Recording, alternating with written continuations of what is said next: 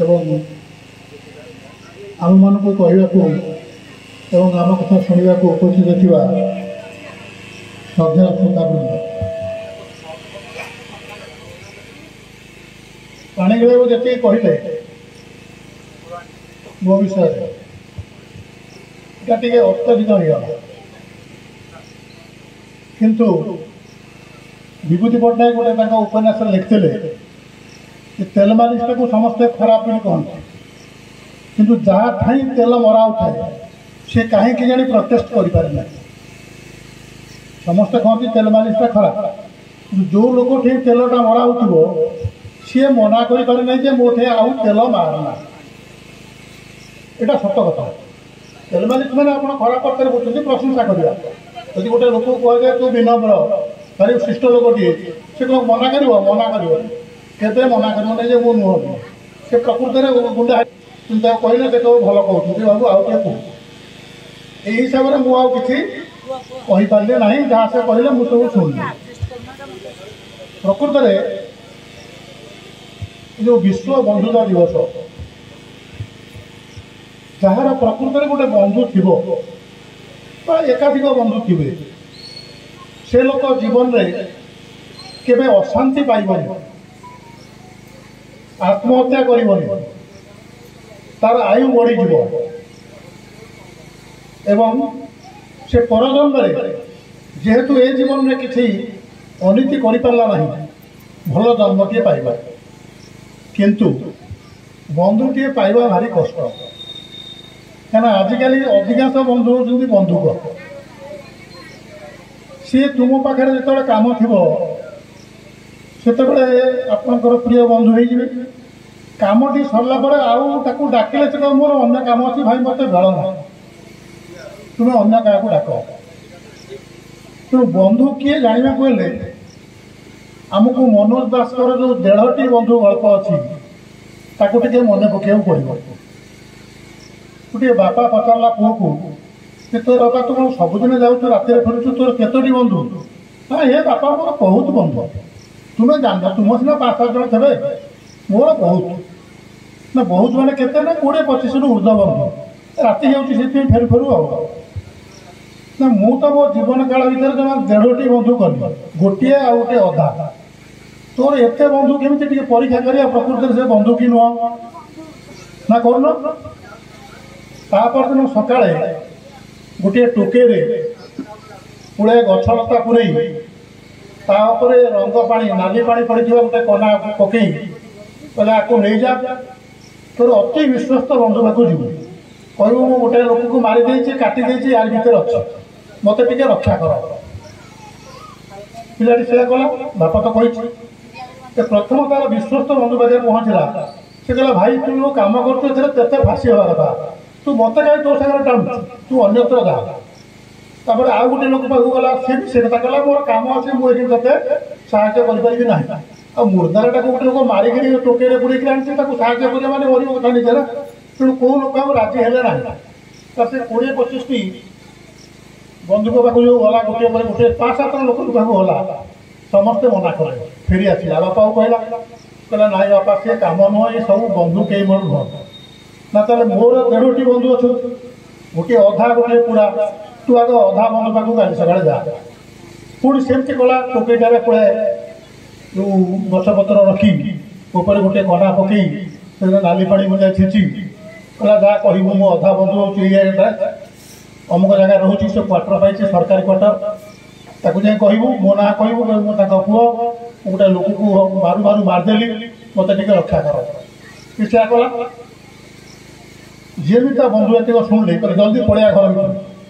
ତାକୁ ଘର ଭିତରକୁ ନେଇଗଲେ, ବାଡ଼ି ପଟକୁ ନେଇଗଲେ, ନିଜେ ଗୋଟେ ଗାତ ଖୋଳିଲେ, ସେ ଟୋକେଇଟା ପୁରା ପୋତିପାତି ଦେଲେ, ସେଠି ଗୋଟେ ଗଛ ଲଗେଇଦେଲେ, ଯେମିତି ପାଣି ଦେଇଦେଲେ ଯେମିତି ଜଣାପଡ଼ିବନି ଯେ ସେଠି ଗୋଟେ କ'ଣ ପୋତା ହେଇଛି ବୋଲି। ତାପରେ ତାକୁ କହିଲେ ତୁ ପଳା, ଯାହା ଭଲ ମନ୍ଦ ହେବ ମୁଁ ବୁଝିବି। ସେ ପଳେଇବ। ତା ପରଦିନ ସେ ଯେ ବନ୍ଧୁ ଯାହାଙ୍କ ଘରେ ଏଇଟା ପୋତା ହେଲା, ସେ ହେଉଛନ୍ତି ସେ ଏରିଆର ମେୟର, ମ୍ୟୁନିସିପାଲିଟିର ମେୟର।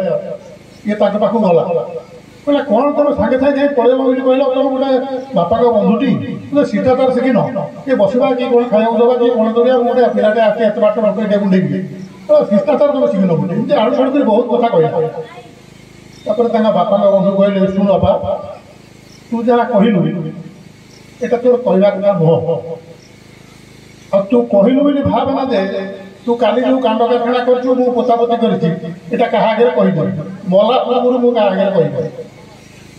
कह तू ये व्यवहार अन्य क्या देखे उपकारी बंधु तो दूर कथा बापा तार कहते शोधी तो सी आसी कहला कहला मत या कहले कहला यहाँ हूँ अधा बंधु तू पूरा बंधु पाक आज ना किए किए ना मुझे तो से सजा कर दूसरी रह तो गोटे पुणी से टोकई पुरे कागज पत्र पुरी डाल पत्र पुरी पूरा डाली कना पकई पठेला से दिन प्रकृत में गोटे लोक मर्डर होता से एरिया पुलिस खाली खोजुची किए कुआड़े छन हो गई ये टोका जमी टोकईटे मुड़े आक्टिंग कर ड्रामा कर चिन्हिया को किए प्रकृत बंधु ये आ जानी गोटे मर्डर हो देखला पछे पछे पुलिस दौड़ ये दौड़ी गला बापा का बंधु घर को पूरा बंधु घर पशिगला पूरा बंधु कहला गोटे कम कर से टोकईटा को नहीं अमार थुआ भर पूरे दे ताला पकड़ मु बुझी से कथा तू सेपट घर पशिक भर कबाड़ दे से देदेला सागे सागे 2 मिनट भर पुलिस आसी पहुँचे कहले से टोका कुआड़े गला टोकई मुंडे आसला कई हत्या कर मर्डर हो दौड़ी आसला बाहर कर एकदम पिटिक तो सबाड़ कर से सब गला आरपटा निज पुआ शोला शो पड़ी कौटी टोकई रखिए ये सी शो पड़ी नहीं जा निज पुओ पुलिस नहीं गला नहीं गला पर डाकिला नहीं बाहर जा तो घर जा ना आज्ञा मत तो रक्षा करदे ठीक कथा निज पुओटा को केमती आरेस्ट कर आज बा प्रकृत मर्डर हो ना शुणु तते जदि आरेस्ट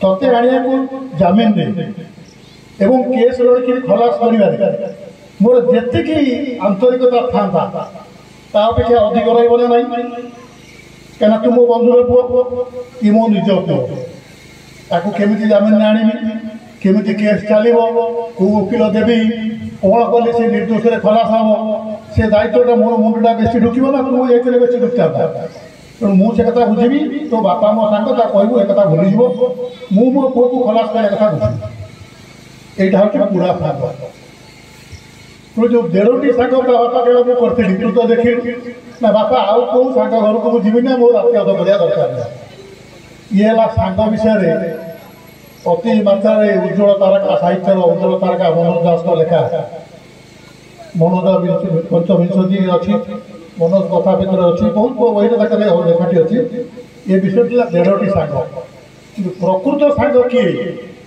ए विषय उद्धव थे पचार श्रीकृष्ण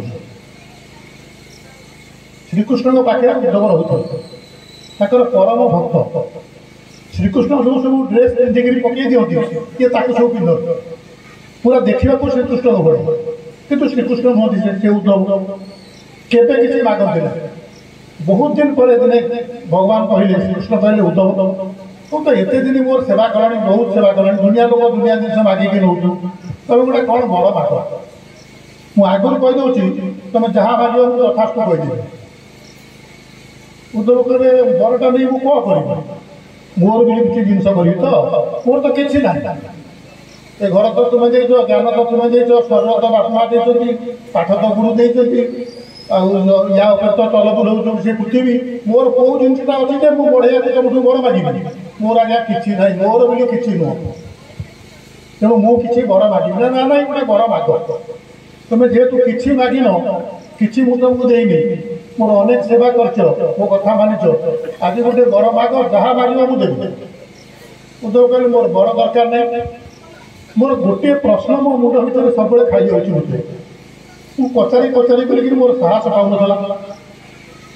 क्या तुम्हें एत बड़ परम ब्रह्म बड़ भगवान मुझे क्षुद्राति क्षुद्र पचार दे काले कौटी असुविधा पुणी पचार ना पचार जहाँ सन्देह अच्छी पचार गोटे सन्देह अच्छी प्रकृत बंधु किए उद्धव पचार श्रीकृष्ण मत खाली बुझे दिंतु प्रकृत बंधु किए ना जो लोक बंधुर दुख देखी बंधु न डाकिले हठात पहुँची ताकू साहाय्य करे तार सब कथा बुझाबुझी करे सी हूँ प्रकृत बंधु ना हो पांडव मैंने तुम ताले कौन थे तुम तो कौरव मानकर किसी कलनि पांडव मैंने तुम बंधु थे सी एमती प्रकृत बंधु तुम जो डेफिनेशन कहल ये तो किसी खाप खाऊनी पांडव मैंने तुम सांगे तो दंड पाइले भीम विष लड़ू खाइला बण में 14 वर्ष 12 वर्ष बुलिले 11 वर्ष बुलिले आउ कि प्रकार दुर्दशा को भोगिया पड़ा युधिष्ठिर पुणी पशा खेल हारिले परिवार बाजी रखी छाड़िले बण को गले द्रौपदी मंगला हेले कि बंधु तुम अरे कहूच गोटे थिओरी गोटे प्रकार बंधु हूँ प्रकृत बंधु ये आ तुम्हें पाखे पाखे रही कौन ताको साहाय्य कल श्रीकृष्ण से टे हसी भले शुण मो पशा खेल आरंभ कर युधिष्ठिर जो पशा खेल से पशा खेल जो घरे है सी घर बाहर मु अपेक्षा कर निर्देश थिला न डाकिला पर्यंत मु भीतर को जीविनी ताने सी पशा खेलुंट पशा खेलटा भल जिन नुह यहाँ मु न जाने सी हारुंट जितुंट मु न जाने मु बाहर रही अपेक्षा कर ना युधिष्ठिर डाकिले ना भीम ना अर्जुन ना नकुल ना सहदेव कहीं टे चिंता कले श्रीकृष्ण तो अच्छा बाहर टे डाकिला किसी करने पूर्व कई इच्छा कले दुर्योधन कहले अच्छा ठीक अच्छे तुम्हें तो भगवान तुम्हें चाहिए युधिष्ठिर को पशा खेल मना करने को प्रवर्ती था मन को परिवर्तन कर तो कलनि पशा खेल पांडव मान को जिते पारता भी कलनि शेष को जो बाजी लगे स्त्री पिला मानसिक स्तर टे बदली था सेगुड़ा बाजी न लगे था भी कलनि विष लड़ू देवा आरंभ कर जिते प्रकार गौरव कले जिन कले ये सब हवा को तुम देल द्रौपदी आसिले पुणी तुम शेष को जो पूरा रंगा हवा अवस्था आसला से तुम्हें लुगा दे जीवनटा सारा भोगिकी मलार 4-5 दिन पूर्व खेचड़ी भात कोठा घर सुना किले देले कौन ये जीवनटा को भोगिला मरियार 5 दिन अच्छी तो मत ये सब जिन गदा करदे केमी लगे लंगड़ा हवा पूर्व लुगा पुड़ा दिए से कौन होगा कौन थे तुम तारा कौच बंधु हूँ से जी जानला कि दुख सागे सागे पहुँचो तुम कौन थर पाखे कौन तो पहुँचल ना कौ जगह श्रीकृष्ण कहले शुण दुर्योधन विवेक थिला युधिष्ठिर विवेक थिला जेते प्राणी आज जन्म नहीं केवल मनुष्य हूँ गोटे प्राणी जार विवेक अच्छे आउ कौन प्राणी विवेक ना युधिष्ठिर विवेक यूटिलाइज कला सी राजा थिला तार धन थिला कि पशा खेल शिखी नाला कहला मो सपुरी खेल से युधिष्ठिर मुंडे यदि ढुकी था यदि तो सपुनी खेल मो श्रीकृष्ण खेल आउ खेल हो था खेलटा जदि मु खेलिया कथा युधिष्ठिर खाली धरी था ना आउ खेल हो पार ना कहीं जो पशा पड़ी से सपुनी कथा पढ़ा ना मो कथा पढ़ा मो कथा पढ़ा सी युधिष्ठिर कहले ना सी कहला मो सपुनी खेल ये कहले हाँ मु खेल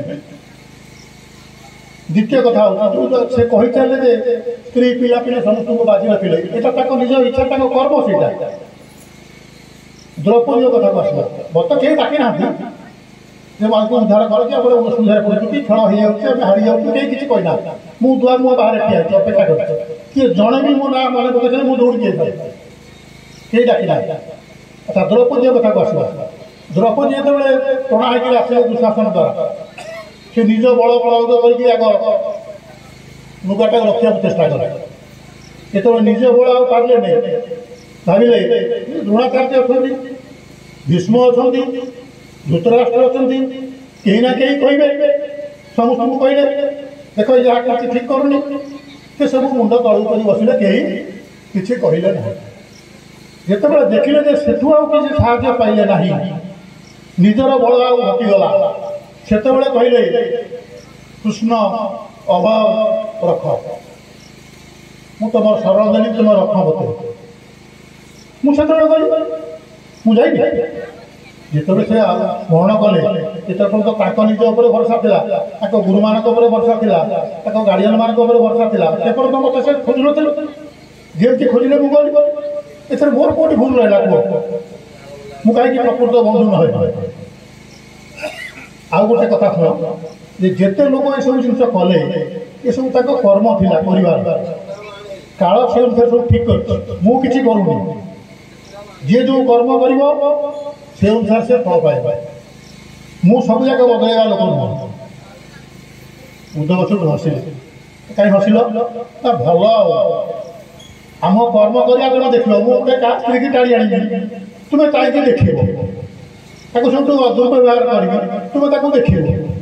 ସେଠୁ ତାପରେ ମାନେ କିଳା ଖୋଲିବ, ସେଇଟା ଅମୁକ ନରକ ପାଇବ, ସେଇଟା ତା ଆର ଜନ୍ମରେ କୁଷ୍ଠ ହବ, ସେଇଟା ଆର ଜନ୍ମରେ ତାର ପୁଲିଙ୍ଗ କି ସ୍ତ୍ରୀଲିଙ୍ଗ ହବନି, କିନ୍ନର ହବ। ଦଣ୍ଡଟାକୁ ଦେଖିବ, ତମେ କର୍ମଟାକୁ ଦେଖିବ, ଦଣ୍ଡ ଖୋଜିବ। ତୁମର କିଛି କରିବାର ନାହିଁ। କି କ'ଣ ବନ୍ଧୁ ଯେ କୋଉ ପ୍ରକାର ବନ୍ଧୁ? ଶ୍ରୀକୃଷ୍ଣ କହିଲେ ତମେ ମୋତେ ବୁଝିପାରିଲ। ଆଉ ଥରେ ବୁଝେଇ ଦେଉଛି। ମୁଁ ତମ ପାଖରେ ଅଛି ସଦାବେଳେ, ସବୁଠି।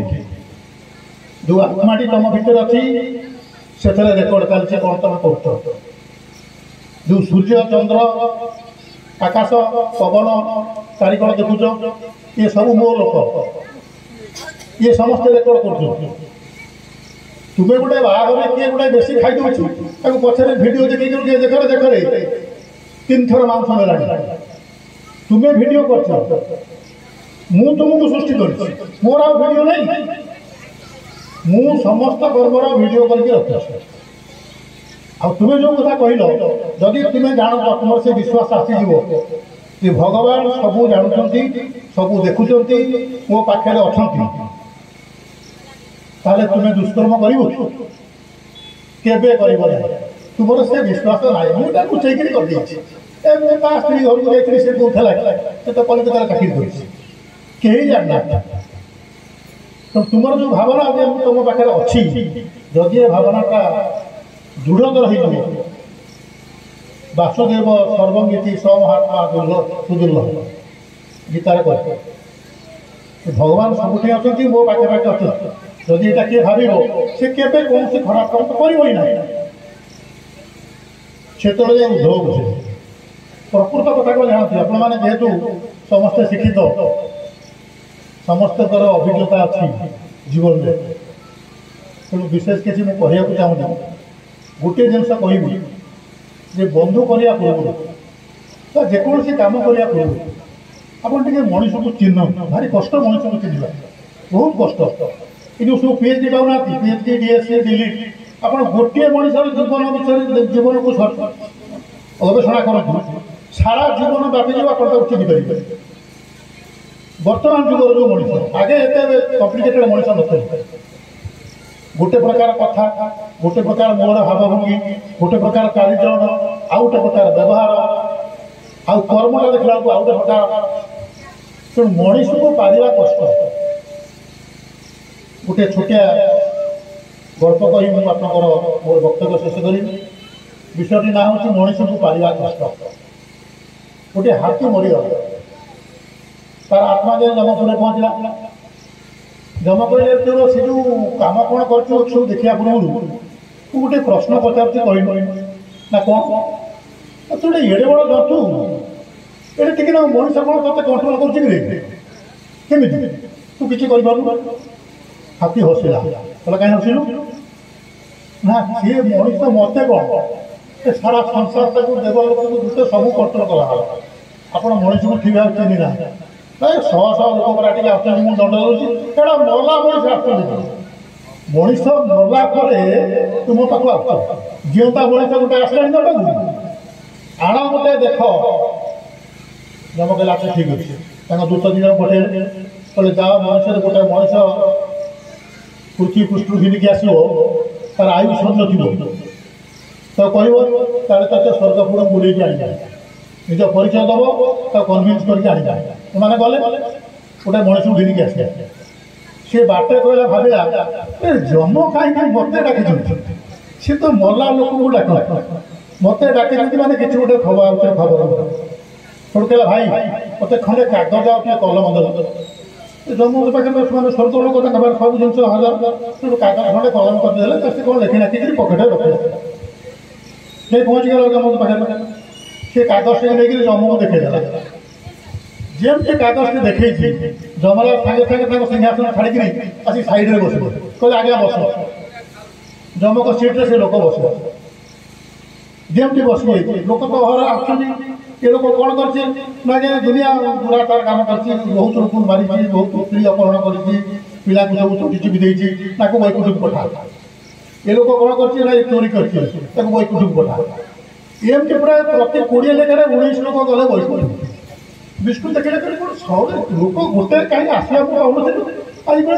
तड़ातड़ सागे सागे जो लोक धाड़ी बांधे बहुत लोग से जगह छाड़ी पलि आसे जमपुरी आशा देखिए जमराज जगह आउ लोक बस जमराज पड़े गले आज्ञा मुझे बस कौन ना आप चिठी पठे कि चिठी ना देखुना चिठी लिखाई जमलोकर प्रभु जमराज जान तुम विचार बहु प्रकार अनीति हो भूलभाल हो तो तुमको साहाय्य करने लोकटी पठेली आपको किसी दिन तुम जगह बसई तुम्हें दंड दवाटा टे शिख इति गोलक बिहारी विष्णु ये जो पकेट में लिखी कागज से कौन देखिए जमको देखेला विष्णु पढ़े से लोक आड़ को जाइले लोक कहला मत कौन चाहूँ आपण दर्शन मिलला मान तो मोर मुख्य आउ कौन मत दंड देवी क्यों ना जम ना आउ कहीं दंड दे हाथी से बसला कहला कौन आज्ञा मुझे कौन कहली मनीष को पारिया कष्ट ना ना तेणु आप जो बंधु सिलेक्शन करेंगे बंधु जहाँ करेंगे जिते निबिड़ बंधु हो जिते प्रकार दिया निया भी चली था सब टे सतर्क थे कहीं ना जुग अनुसार मनीषर आचार व्यवहार चरित्र सब बदली चलती घर भितर क्या घर बाहर क्या शतकड़ा 100 विश्वास कर किंतु बिना विश्वास संसार चली पार विश्वास दरकार विश्वास निहाती प्रगाढ़ विश्वास दरकार किंतु भितर टे परीक्षा कर जिन थी जो हनुमान जाते पर्वत नहीं विसर्जन चिड़ी पारे नहीं भरत गुड़ी में पड़गले उर्मिला कौशल्या सुमित्रा सब कांदिले उर्मिला कि हस हनुमान कहले तुम हस कौन तुम स्वामी पड़ा हत्या पड़े जदि सूर्यास्त सूर्योदय पूर्व न पहुँचे से मरजे किए कहला ना से वैद्य कह तुम कि जान तुम 3 दिन ये रुह 3 दिन 5 दिन ये रुह देखिए सूर्य केमी उदय हो जी अचेत होती ड्रामा कर सी निजे शेषदेव अनंत सूर्यकर एत ताकत ना चेता फेरिया पूर्व से उदय होते ताकत सूर्यकर ना इंद्र थे ताकत करते बसा फसा करते पूजा न कर पर्वत पूजा करा ब्रह्मा थे व्यवस्था हरण करते चिन्ह पार नी भगवान केमी दंड पाई तेणु तुम्हें जो भावुच सी साधारण लोक सी साधारण नुह तेणु सूर्य उदय हमार ताकत ताकर ना जेपर्यंत लक्ष्मण को चेता न फेर जदि बा भूल मारे इंद्र और ब्रह्मा पड़ी सूर्य उदय हो जाता तथापि लक्ष्मण को जीवात्मा जीवन छाड़ी कहीं ना सी क्या कहते महाकाल ताकत ना श्रीराम को कोलू जीवात्मा को लेकिन